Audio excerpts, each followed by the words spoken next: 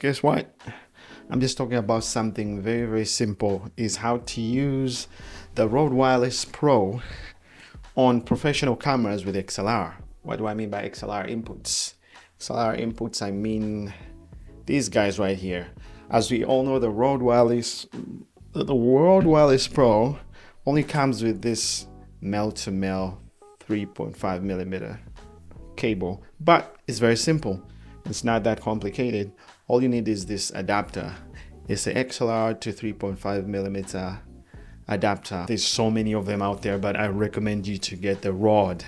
The one by Rode is the one that I recommend because it worked for me. It's a good wireless transmission system. So all you have to do is get the adapter, get the male-to-male 3.5, and just plug it in. It snaps in really well, and all you have to do is choose the choice of XLR input that you want to put, and then, you know, just like any other XLR in, out, after this, so it snaps in perfectly. So this could be any camera that has XLR inputs. Could be the FX6, FX9, EVO1, all those Canon cinema line of cameras, all those Canon cameras that are in that line of cinema. And also one bonus tip about the XLR connection, just make sure that, from what I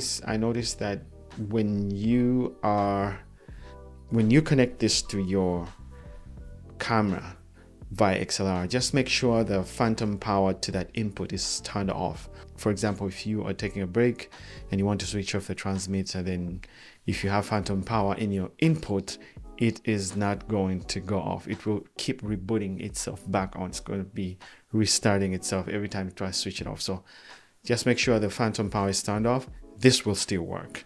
For the most part, I think it's beneficial for those microphones that don't have phantom power. But the Rode Wireless Pro already has its own power. So if the Rode Wireless Pro already has its own power, then you don't need phantom power in any of those inputs. So it's only for those microphones that don't have phantom power if you're going this route. For all the cameras that use XLR inputs, most people go for the Sennheiser G3s or G4s. But with this adapter, you can use the Rode Wireless Pro to connect to your XLR cameras. So you're not limited to just cameras with 3.5 millimeter inputs. Yep, so that's a lifesaver.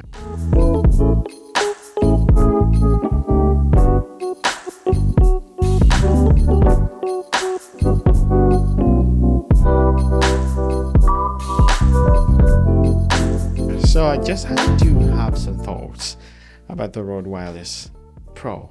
In my opinion, I already own the Rode Wireless Go 2 for a while. They've been really, really great. But the improvement, the Rode Wireless Pro has come with so much. This time around, they give you the lavalier microphones. They give you additional accessories, which make it more fun, mobile phone video friendly for those who film with their phones more often. And there's a lot packed in the Rode Wireless Pro package. Actually, they come with two small little cases. One of them carries the transmitter and receivers, and the other one carries extra accessories like the cables. They put some deep thought into it, and I was really, really impressed. I mean, the case that hosts the transmitter and the receivers is a charging case too. It could be charged too, which means if you run out of power on the transmitter and receivers, you can always plug it back into the case, and the case has some juice. I think that's like a game changer. Of course, Rode looked at the competition. They looked at all other manufacturers who already have cases for transmitters and receivers, and probably they had to step up their game, which is really impressive. The only thing that I don't like about these things is like the moment you take them out of the case, they automatically switch on. I'm yet to figure out how to switch these things off, but it's a bit annoying. Receiver, transmitter, whatever, it just switches itself on, which is a bit of a bummer. But to some people, they would love to see that. But for me, I'm like, that's a little weird. The attachment of the lavalier mic onto the receiver, it's now more intact, just like on the professional microphone systems like the G3s, the G4 Sennheisers. So they put that locking mechanism, which would be very beneficial to wedding filmmakers for the most part.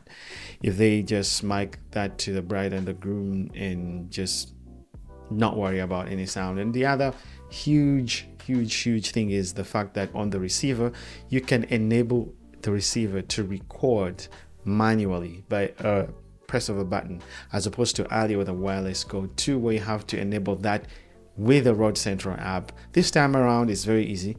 All you have to do is just switch that thing on and it's just going to record on the receiver itself, which is a very huge feature with the Rode Wireless lineup: Rode Wireless Go, Rode Wireless Go 2, and Rode Wireless Pro. So there's two more small little things that they added to the Rode Wireless Pro, one of which is the small little color palettes that you can attach to the lavalier microphone so you don't confuse who's using what, because sometimes since they make it in a way that one transmits a two receiver kind of package, at least the one that I have, that way you don't confuse. You can always label those lavalier microphones and you know which one belongs to who. So the biggest goal of this video was to let you know that you can always use the Rode Wireless Pro on your cameras that have XLR inputs using this adapter. There should be a link of this adapter in the description, and the rest of the video was just my opinions why I think it's worth upgrading to the Rode Wireless Pro from the Rode Wireless Go 2 or Rode Wireless Go. Yeah, that's all that I had to say. If you haven't subscribed, please do subscribe. Give the video a like, that's very important. And I'll see you in the next video.